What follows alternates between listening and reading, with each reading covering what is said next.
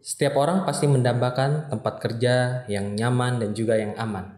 Namun, bagaimana jika tempat kerja kita justru menjadi tempat terjadinya praktik kekerasan dan juga pelecehan?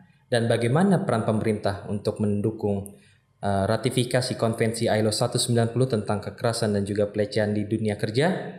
Bersama saya Rio, kita kupas di podcast Data Academy.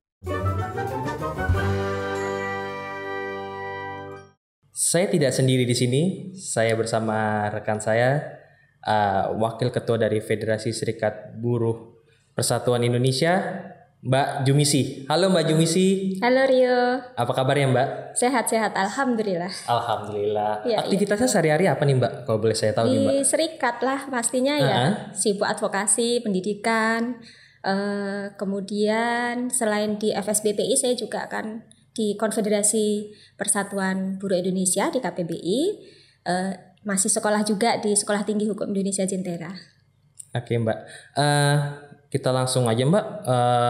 Kita kan sini akan berbicara tentang pelecehan dan juga kekerasan di dunia kerja, di mana di industri tekstil, garmen dan alas kaki khususnya, yang di mana pekerjanya adalah mayoritas pekerja perempuan, masih sering terjadi praktik kekerasan dan juga pelecehan di dunia kerja. Menurut pendapat Mbak Jumisi ini gimana nih Mbak tentang kondisi ini Mbak?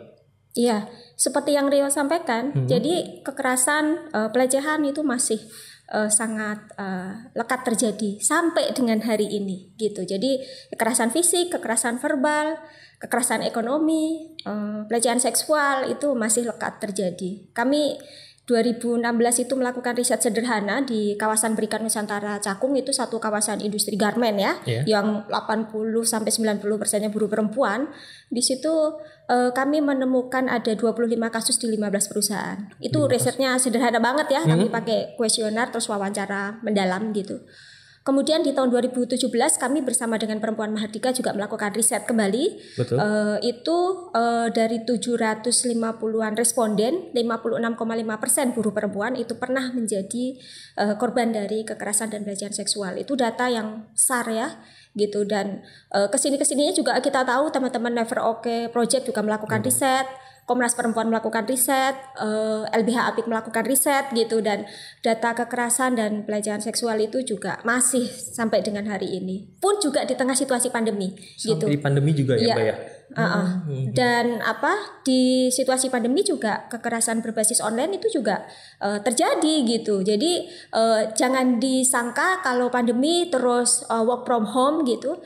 Kalau di industri garmen tidak mengenal work from home, 100% masuk. 100% masuk. 100% masuk. Karena aktivitas semua di pabrik ya. Ya, gitu. Produksi harus tetap berjalan, ekspor harus tetap berjalan, roda ekonomi pabrik harus berjalan. Kalau tidak mau datang ke pabrik, perusahaan tutup nih. Betul. Buruh kan pilihannya jadi sulit. Mau datang ke pabrik resikonya kena COVID, nggak datang ke pabrik resikonya kena PHK. Nggak bisa makan, nggak dapat upah gitu. Jadi sebetulnya work from home tidak berlaku. Itu bagi saya itu kekerasan juga, karena sebetulnya itu buruh dalam situasi yang cemas tetapi tetap harus datang ke pabrik gitu. Kalau sekarang ini walaupun pandemi sudah mulai membaik ya. Kalau Jakarta ya sekarang level 1 lah ya. Cukup baik, tetapi situasi kekerasan itu juga masih ada gitu. Misalnya saya ambil contoh ya, jam kerja itu juga masih menjadi persoalan sampai dengan hari ini. Itu kan hal normatif ya kan, sudah diatur di dalam undang-undang, itu masih menjadi persoalan. Jam kerja yang sangat panjang, buruh harus bekerja mengejar target produksi. Untuk mengakses kesehatan, BPJS Kesehatan itu prosedurnya sangat rumit. Jadi kalau mau dapat fasilitas itu jam 5 itu harus antri datang ke puskesmas gitu. Dan itu sampai buruh harus punya pilihan, kalau datang berobat gitu dia ditekan oleh atasan karena situasi target itu harus terpenuhi gitu. Kalau dia meninggalkan pekerjaan itu targetnya jadi terganggu. Tapi kalau dia datang ke berobat gitu, itu juga di satu sisi rumit gitu. Jadi sebetulnya mau bagaimana ini? Bingung gitu. Ya? Nah itu kan hak pekerja ya kan. Gitu. Selanjutnya Mbak, dengan kondisi seperti saat ini, apakah serikat dan juga pemerintah tahu akan hal ini? dan bagaimana dukungan mereka atau apa yang mereka lakukan tentang kondisi seperti saat ini, Mbak? Kalau pemerintah tahu atau enggak, saya pikir tahu ya. Tapi mau bertindak atau enggak itu persoalan lain, gitu ya. Karena kita sering melakukan konferensi pers, gitu. Kami juga beberapa kali melakukan audiensi dengan pejabat negara ya, gitu. Baik itu Kementerian Tenaga Kerja maupun DPR, MPR, gitu di sana. Bahkan dalam situasi pandemi kami juga sempat mencoba menyodorkan supaya pemerintah ini segera meratifikasi Konvensi ILO 190. Kami audiensi ke DPR dan menyampaikan bahwa kami buruh ini ingin dilindungi gitu, supaya pemerintah segera meratifikasi Konvensi ILO 190 karena dia kan cakupannya sangat komprehensif menurut kami begitu. Tapi DPR sampaikan bahwa saat ini bolanya ada di pemerintahan, bolanya itu ada di Menteri Tenaga Kerja gitu, supaya ada koordinasi antar kementerian lembaga, beres dulu di koordinasi itu baru dilempar ke DPR. DPR menyampaikan seperti itu. Nah, kemudian kami kan juga ke Kementerian Tenaga Kerja gitu dan berharap ada dukungan dari pihak Kementerian Tenaga Kerja juga dari Kementerian Perempuan untuk juga mendukung ratifikasi Kilo 190. Jadi upaya kita untuk mendesak pemerintah itu tidak terhenti gitu walaupun dalam situasi pandemi. Sekarang juga kita merencanakan itu terus menerus supaya apa? Supaya semakin dekat dengan harapan bahwa pemerintah segera meratifikasi. Jadi sebetulnya saat ini yang perlu diklopkan itu di pemerintahan dulu gitu, karena DPR-nya menurut saya tergantung bagaimana pemerintah melemparkan bolanya ke ini ya, istilah DPR melemparkan bolanya itu ada di pemerintahan gitu istilahnya gitu. Jadi kita berharap Menteri Tenaga Kerja Bu Ida Fauziah juga memberikan dukungan terhadap ratifikasi Kilo 190 ini karena cakupannya sangat komprehensif dan bisa menjadi acuan kami buruh gitu, bukan cuma buruh di pabrik, tapi saya pikir semua buruh di seluruh Indonesia nanti akan tercover dengan adanya Kilo 190 ini ya. Berarti substansi dari Kilo 190 ini yang khususnya berkaitan dengan pekerja formal itu apa, Mbak? Nah, jadi perlindungannya kan saya bilang komprehensif gitu ya. Jadi kalau misalnya nanti ada buruh atau calon buruh hendak melamar pekerjaan, itu mereka dikategorikan sebagai buruh atau pekerja. Di ratifikasi Kilo itu redaksionalnya seperti itu.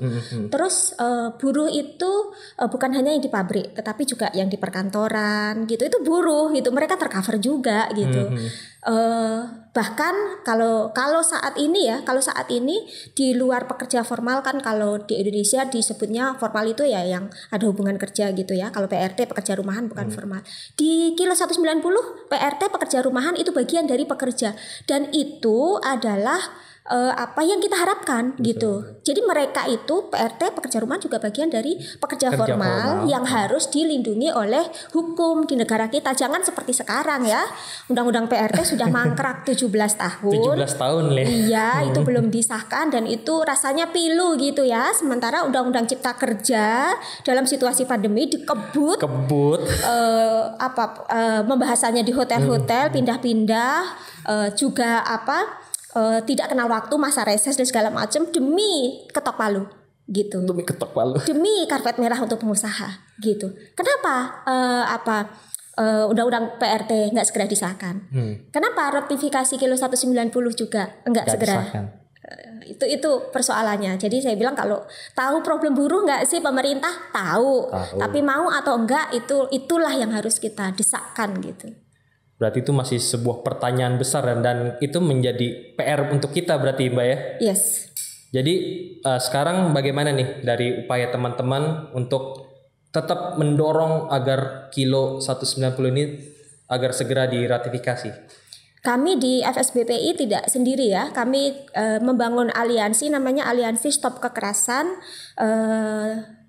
di Dunia Kerja gitu. Jadi Aliansi Stop Kekerasan di Dunia Kerja ini bukan cuma serikat buruh, jadi ada serikat-serikat buruh, organisasi-organisasi perempuan, ada NGO, banyak aktivis lain juga yang tergabung di dalam aliansi ini dan kami merencanakan untuk terus mendesak pemerintah baik dalam bentuk audiensi-audiensi dan tidak menutup kemungkinan kita akan aksi untuk mendesakkan ini. Kemudian dalam rangka membangun kampanye itu kami juga menggunakan media sosial gitu.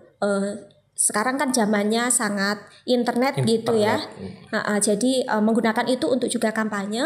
Terus di basis-basis kami juga melakukan pendidikan apa itu kilo 190 gitu. Jadi pengertiannya itu tidak hanya untuk para pimpinan serikat buruh, aktivis-aktivisnya, tetapi sampai buruh di level tingkat pabrik itu juga harus tahu apa itu kilo 190.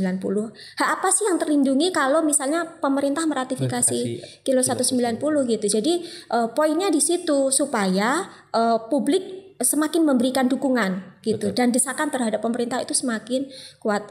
Mau tidak mau kan sekarang yang siapa yang duduk di pemerintahan ya dia memutuskan Betul. sesuatu. Apa yang sudah diputuskan, apa yang ditandatangani itu kan berlaku. Dan kita berharap ini segera diputuskan, segera ditandatangani gitu. Dan kami sudah menyerahkan draft itu. Sudah berbentuk draft. Tetapi tentu saja masih butuh pendiskusian lebih lanjut. Bahkan kami juga mengajukan dukungan kepada perempuan parlemen gitu untuk mendapat dukungan juga. Jadi itu juga isinya aktivis-aktivis perempuan dari lintas partai bahkan dari lintas aktivis dan lintas daerah dan juga lintas sektor gitu untuk juga sama-sama memberikan dorongan kepada pemerintah untuk segera pembahasan dan pengesahan. Nah, sebetulnya meskipun dalam isu ini yang bergerak banyak perempuan, tetapi kilo 190 bukan hanya mengcover buruh perempuan loh. Jadi dia mengcover buruh secara umum gitu. Jadi dia lebih komprehensif gitu. Jadi aspek tempat kerja pun menjadi dunia kerja gitu. Yang dimaksud buruh juga bukan cuma buruh industri gitu. Dan itu saya pikir akan menjadi satu acuan hukum kalau Indonesia punya. Gitu. Dan itu jadi contohlah negara-negara lain yang sudah meratifikasi kilo 190.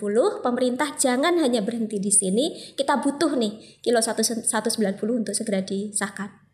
Jadi kilo 190 ini lebih jelas gitu lah ya. Ya. Semua lebih jelas. Oke Mbak, mungkin penutup closing statement dari Mbak Jumisi nih tentang apa yang kita bicarakan hari ini.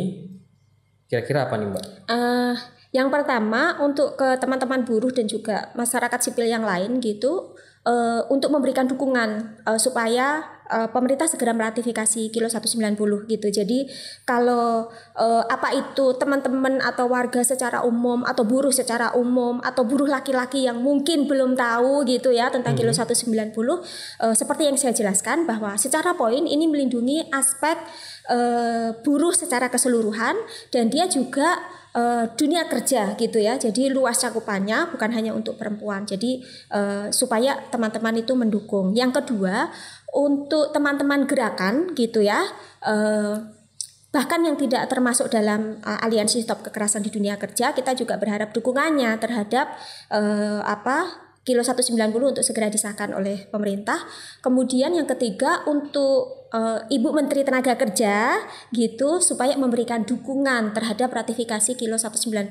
Saya pikir Ibu Menteri sebagai Menteri Tenaga Kerja punya kewenangan untuk membangun koordinasi antar lembaga gitu supaya bola yang ada di pemerintahan bisa segera diserahkan ke DPR dan kita sangat menantikan ini untuk segera disahkan. Jadi kami akan sangat apresiasi apabila Ibu Menteri bersedia mengambil tanggung jawab ini, mengkoordinasikan bola ini menjadi mulus gitu ya jalannya supaya bisa sampai ke pemerintahan. Karena gini, dalam masa pandemi kan Ibu Menteri paling rajin mengeluarkan SE, paling rajin lah. Ya, apapun itu tentang bagaimana hubungan kerja gitu. Nah, sekarang pandemi sudah membaik Bu Menteri, jadi sebaiknya sekarang kami memberikan usulan dan kami mendorong dan kami memberikan dukungan kepada Ibu Menteri untuk segera melemparkan bolanya ke DPR gitu. Terima kasih banyak Mbak Jumisi. Sama-sama. Sangat luar biasa sekali perbincangan kita kali ini dan semoga apa yang kita sedang perjuangkan akan segera diberikan titik temunya ya oleh pemerintah dan juga mendapat dukungan dari semua pihak ya terkait. Oke, terima kasih Mbak Jumisi dan Terima kasih juga para pendengar podcast Data Academy.